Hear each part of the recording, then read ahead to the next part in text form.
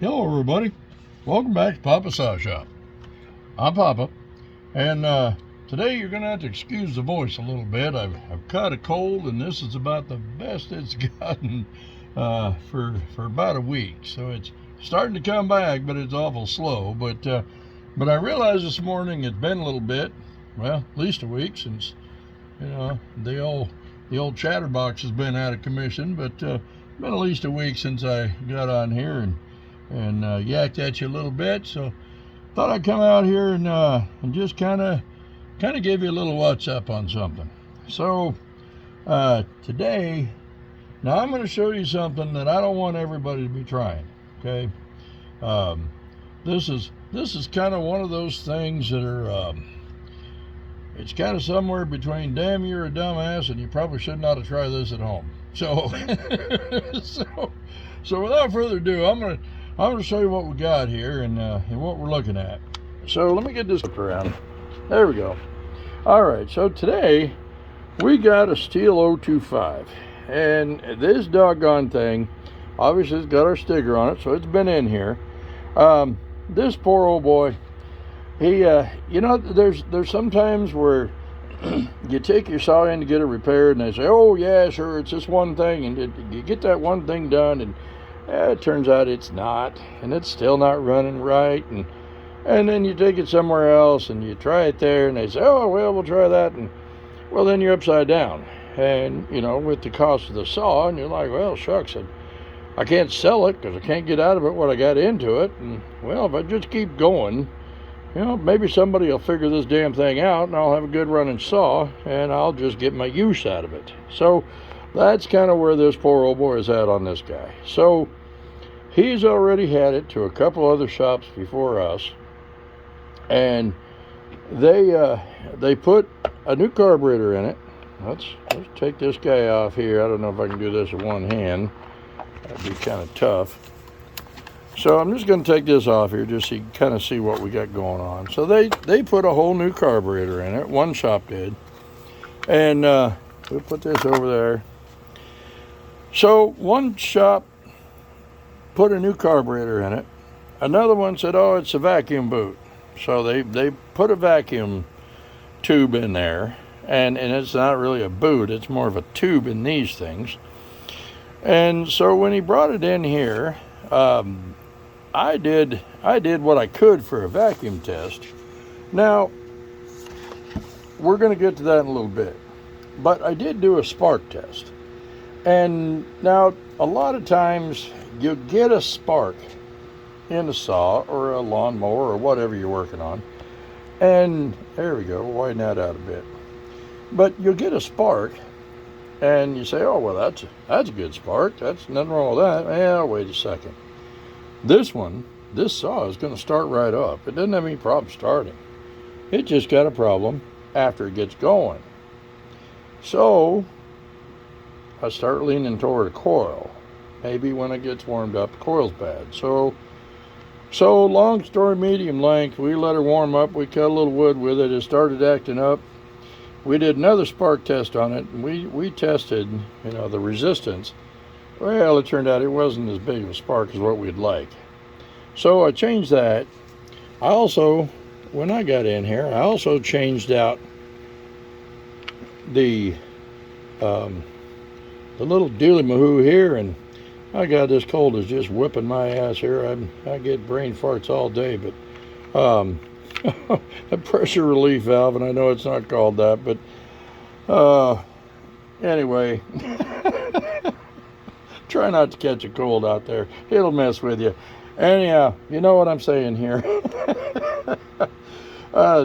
So we replaced that. We replaced the coil, and he took it out and he said, oh, it runs great, absolutely perfect. And he ran it for a couple, 3 days, and he came back and he said, you know what? Doggone thing's doing the same damn thing it was before. I said, well, let's try it again. Only we're going to try something weird. Well, that's where you come in, folks. Now, here is the little guy that we plug into here, into most saws, to check the vacuum. Now, on this guy, this is a bit different because you got to take the carburetor off And then you got to get this in here, and you got to get this thing to seal. Basically, this takes the place of the carburetor. Well, this doesn't really fit in there the way you'd like it to, and so it's not a real good test of vacuum. So what I've done, and I did this before you guys came, before I got you here, because I wanted to make sure that before I started talking that I actually know what I'm talking about. So let me turn the light on right here. Now, if you start thinking about a vacuum leak, then you start thinking about seals, okay? And right in there is the rear seal, and that's generally speaking. The front seal will go out sometimes, but generally speaking, it gets a lot more debris back here and everything, and so that's the first part, the first one I look at there. If I think I got some kind of a weird vacuum leak going on and it's kind of a part-time thing and I just can't pinpoint it, I start pointing the finger at that guy right there. Now, as you can see, to get that little son of a buck out of there can be a little bit of a challenge. All right, you got to get the oil pump out, and generally it's easier just take the damn engine out and then just reseal the engine and put a new seal in it, rather than trying to get around all this stuff. But before I go through all that, I want to make damn sure that this is where I'm headed to. Now, I want to show you a couple things on that seal. Let me see if I can zero in here. I'm going to try and do this with one hand here. Let me see if I can zero in. Pardon the bumpiness here. Let me see if I can get zeroed in here. There you go. Now, if you look real close, right back there by the oil pump, that is not the light reflection. You see that shiny piece back in there? And if you look really, really close, I'm going to zero you in here even more.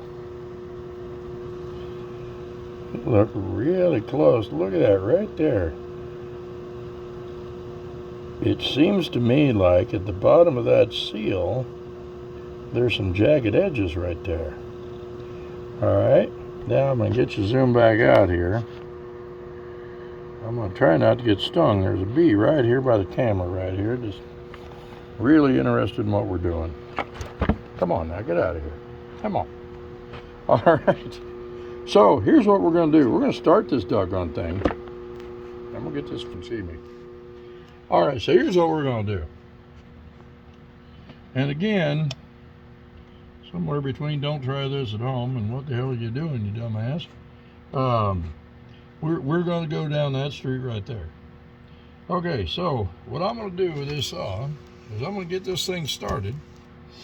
We're going to set it right there, and I'm going to tell you all this now because I got a bad voice and this thing's loud and you're not going to be able to hear me, but you can see what I'm doing. All right, so what I'm going to do is I'm going to get this thing started, and then you're going to see when I rev it up, it'll rev up and then it'll just fall on its face. And so what I'm going to do is when I rev it up, I'm going to squirt a little gas, a little 2-cycle mix out of my can right here. I'm going to squirt it right around that seal right there. See if the engine will act a little different. If it acts a little different, I got my answer. It's definitely that seal, and that's where I'm headed. All right, but and again, I don't recommend using this method on every single saw. It's a quick way to check a seal, but you know, it's just some of these are just a pain in the neck to try to get in there, and to change the seal anyway is a pain in the neck. So you just want to be damn sure that's what you're doing before you go pulling everything apart and say, well, let's do exploratory surgery and spend 2 days on it, see what happens, you know. So anyway, so we're going to do that. So I'm going to get you situated here so you can see what's going on.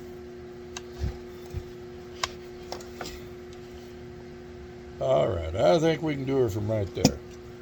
All right, so I'm going to get this thing started.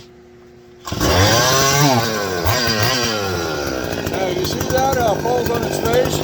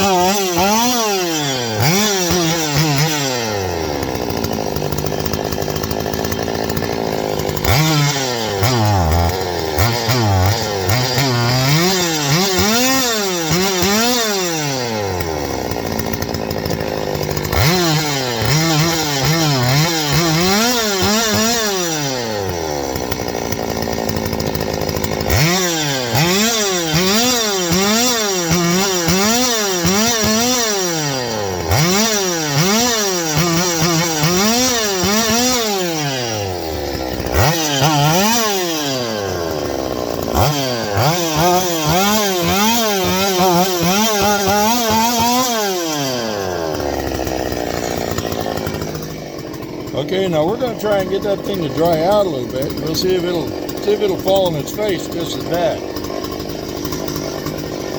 All right.